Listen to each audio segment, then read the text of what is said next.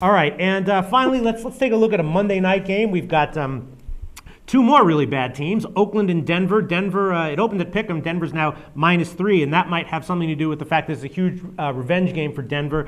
They were absolutely blown away, 59-14. One of the worst losses in franchise history. The last game against Oakland. Faringo, you have any opinion on this game?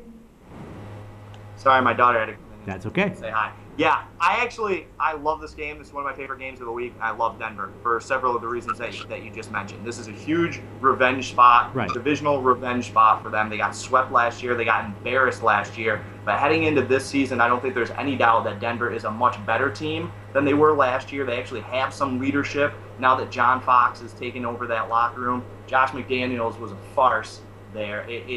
It's a real toss-up between who's been worse over the last 5 years as an NFL coach, Lane Kiffin or Josh McDaniels, who was more overmatched. So you put John Fox in that situation. Denver, I feel like, has a real focus. I think that all that Tim Tebow nonsense during this preseason has really galvanized the offense, and they have looked good this preseason. And that passing attack led by the underrated Kyle Orton is going to just eviscerate an Oakland defense and an Oakland secondary specifically that has looked horrendous. Nami Asamoah was a guy plugging so many holes in that secondary that you take him away, and a guy like Stanford Routt, who I think is a fringe NFL cornerback at best, is now their number one. I just definitely do not see that happening. You mix in the emotion of a home opener, of a Monday Night Football home opener, the fact that Oakland is 1-7 against the spread on Monday Night Football in their last 8 attempts there, and I think Denver is absolutely going to dominate. This is an Oakland team that people want to get a little bit excited about because they went 8-8. They finished 500 for the first time in almost a decade last year. But then what did they do? They fired their coach. They dumped 3 of their best players, and now they're just kind of the general debacle that we've come to expect from them heading into the season. I think Denver is motivated. I think they're organized. I think there's great line value here, mixing the revenge and the home opener. And I just think that this one has domination. Domination by Denver and an over written all over it.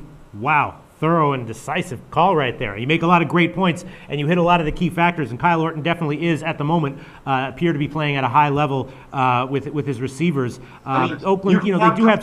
You can have Kyle Orton at home going against the Oakland secondary, or you can have Jason Campbell on the road going against the Denver secondary. To me, that's a no-brainer. It does strike me as no-brainer-ish.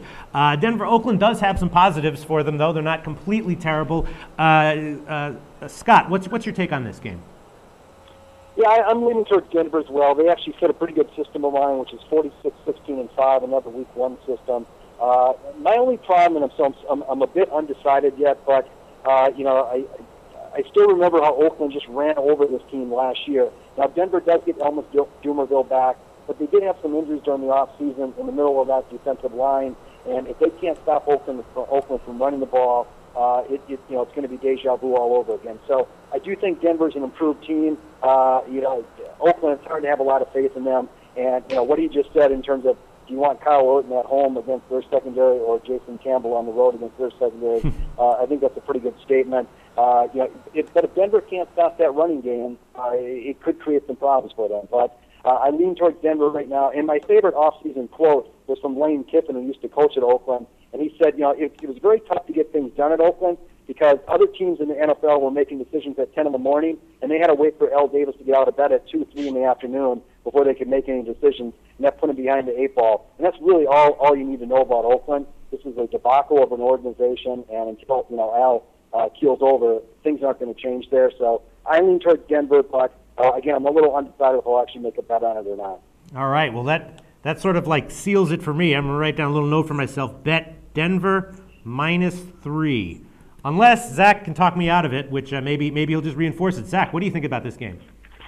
I'm not here to talk you out of it, Peter. We really liked that game at the opening line at 3 points. It fits right in about what we simulate the game at. We really loved it with Denver laying about 1 point when the line was at that. I mean, we were 10-4 last year with Denver against the spread, 10-5 and picking the right side when Oakland played. So it really lent itself to a high trend play against the spread. Now it's just, unfortunately, according to the computer, a no pick. Unless you wanted to buy a half point, then it rates really high for AccuScore. I never mind betting a game down or buying a half point and going -120, -2.5. I mean, 3 points isn't 3 points. It's a possession. It's an extra possession that results in points. And that always scares me a little bit. So if you like Denver to handle themselves here, why not just buy that half point? You get a lot more trends in your favor. Everything that the first guy said really rings true. And I would suggest to play at Denver. I'd feel a lot more comfortable at -2.5 than I would at 3. To me, I don't see any value in buying a half point in this situation. You're just costing yourself a little bit of juice. This game, it's going to be a blowout, and it's a double-digit game from start to finish. Denver has looked spectacular during the preseason. Their first-team offense and defense actually outscored their opponents this preseason by plus 25 points. They were right behind Pittsburgh in terms of being number 2 in plus minus with points. That's in your first 3 preseason games. In the first and second and third quarters, they have looked really sharp. And yeah, this one has pure domination written all over it. I agree with everybody says, but I can't overly make a case for Denver because they had a really great preseason. You can't really tell a lot from preseason, and it's the Denver Broncos, a team that we project to win 6 games this year. So being able to say because it's Monday night and it's variables and a revenge factor, that's all well and good, but it's hard to get a revenge against a team that kicked your butt last year. I mean, you could want revenge all you want, but there's a reason why that game was so lopsided. Don't get me wrong. We're on the side of Denver, but I don't want to lose our minds screaming Denver, Denver, Denver in this situation because you're still betting on a bad team to do very well. So I just think that buyer beware. I don't mind.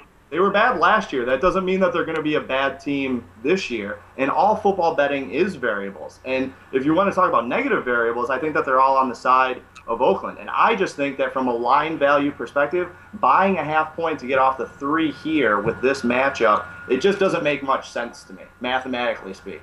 All right, well, it seems like the consensus is on Denver. The only disagreement is exactly how great the bet is and whether buying off the 3 is worth it and for how much. But I appreciate all the great input and great advice. Once again, Zach Rosenfield from AccuScore.com with their new iPhone app, Robert Fringo from Doc Sports, and Scott Kellen from 6centsports.com. Thanks, guys.